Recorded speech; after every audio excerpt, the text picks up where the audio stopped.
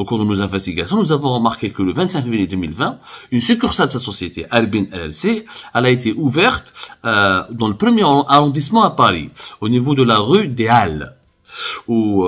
Qui sera responsable de sa société française? Toujours Belaouane Abdelmalek, alors que Abbas Turki, Farid, apparemment, il s'est occupé, d'après les documents que nous avons obtenus, de la filiale Monde. Nous avons la filiale internationale. Donc, شوفوا واش داروا، راحوا les États-Unis حلوا société في Delaware، بعد من Delaware هادو les Algériens اللي تلفوا في الجزائر، راحوا حلوا notre société qui est en France.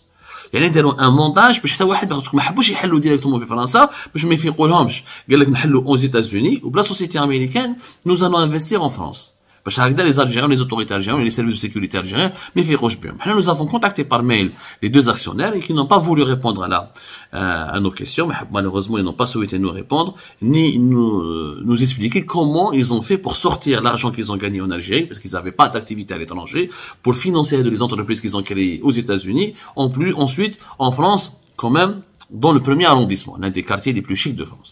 Mais عليناش واحد ما حب يريبوندي لنا، donc on a continué notre enquête, on essaie de savoir comment Abbas Turki ou son partenaire ont fait tout ce montage qui est quand même bizarre. Il s'agit quand même de sommes en dollars assez conséquentes, et au Delaware, c'est très difficile de trouver les véritables transactions, les montants précis, parce qu'encore une fois, il s'agit quand même d'un pays très très opaque. هادو ما كاش نهضر عليهم. Et pourtant, il y a d'autres personnalités. بصح تكلمنا عليه توفيق ليراري، يعني نهضروا عليه توفيق ليراري اللي كان حاكم لاجونس كومون سابيل مع وليد يا ربي à chaque fois j'oublie, une agence de communication qui avait l'exclusivité, Maoulid Rugab, Mohamed Rugab, ils ont fondé, depuis 2013-2014, ils avaient le monopole de la manne publicitaire de Jay-Z, ils ont créé toute une société annexe, Allegory, voilà, société Allegory, qui s'est retrouvée d'ailleurs dans un scandale dans l'année 2020-2021, lorsque la présidente de la République a ordonné la suspension des activités de cette société, ou la suspension des contrats commerciaux qui relient Jay-Z à cette société, parce que les Allegory ont ramené des producteurs marocains pour produire le dernier Ashol Ashol qui est passé là. Ramadan, c'était le Ramadan 2021, pas le Ramadan 2020, c'était le Ramadan 2021, pas le Ramadan 2022, je me souviens bien. Donc il s'est retrouvé au cours de ce scandale. On n'a plus jamais entendu parler d'elle, parce que Mohamed Rugab, qui est l'ex-secrétaire particulier de Abdelaziz Bouteflika, n'a jamais été inquiété par la justice algérienne, alors qu'il est impliqué jusqu'au cou dans l'affaire Maya. Dans l'affaire Maya, la fameuse blonde à Club des Pins, il a été juste considéré comme un témoin, alors qu'il était l'intermédiaire entre Maya et l'ensemble des dirigeants algériens qui lui ont donné des avantages et des privilèges lui permettant de s'enrichir de manière phénoménale et exceptionnelle.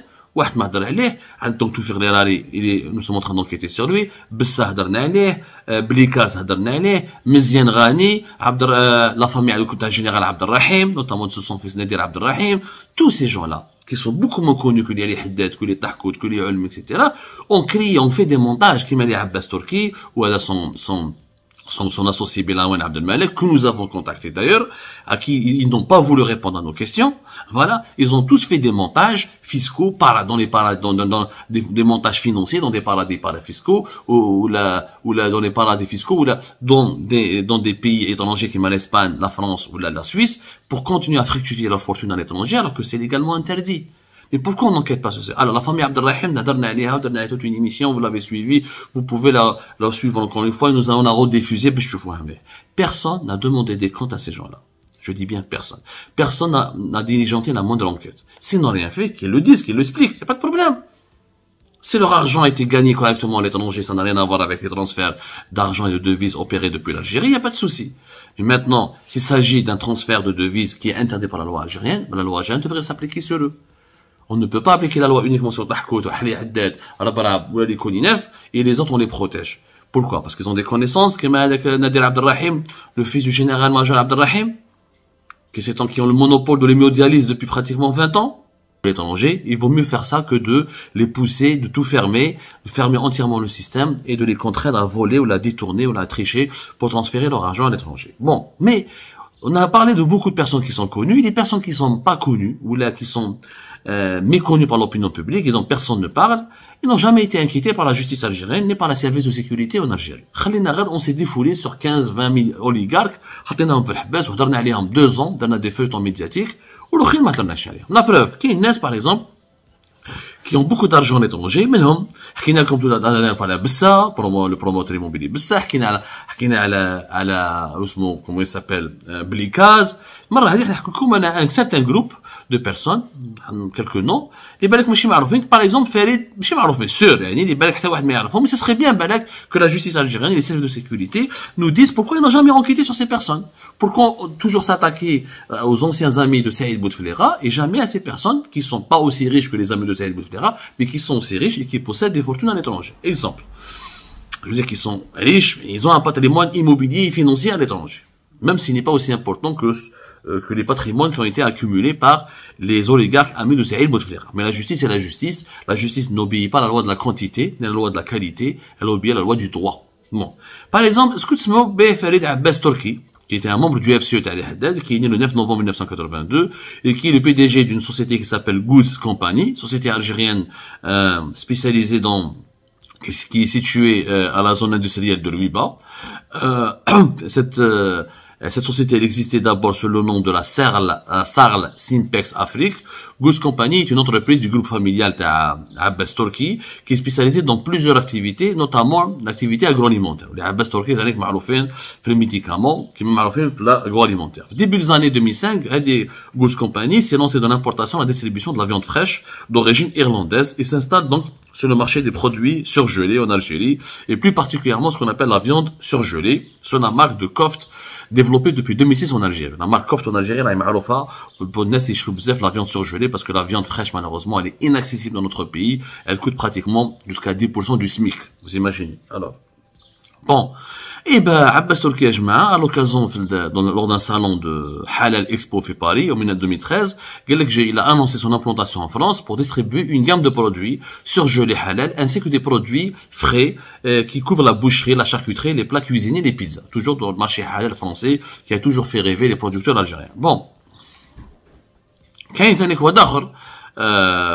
Son associé, qui s'appelle Abdelmalek Belawen, qui est lui né le 17 avril 1984 et qui est responsable de la société Graphic Project Center, qui a été créée en 2008 en Algérie, qui est spécialisée dans la géolocalisation. وعنده une autre société, la société Arbin Algérie, qui a lancé une application qui met en relation les responsables ayant un besoin de transport avec des personnes pour s'y rendre. Donc, il voulait faire comme Uber à l'algérienne, comme Kursa ou Yassel, etc. Mais معنيناش. Les gens qui ont réussi en Algérie, qui se sont enrichis en Algérie, eh ben, ils sont partis fonder une société au Delaware aux États-Unis, qui, je rappelle, qui est un paradis fiscal, américain, où les normes de la transparence sont très très peu respectées, et où c'est interdit encore une fois par la loi algérienne de détenir des biens immobiliers ou des biens financiers, des avoirs financiers dans ce genre de pays. Alors, Abbas Torki Farid et Belawen Abdelmalek, ils vont enregistrer une société qui est active dans les prestations de services et l'édition des logiciels et qui porte le nom de Arbin LLC, où cette société a été créée en août 2018. Elle a été enregistrée par un notaire dans l'état de Delaware le 6 mars 2019. Un paradis fiscal encore une fois. Bon, des milliers de dollars ont été investis dans cette société. Bon, le siège social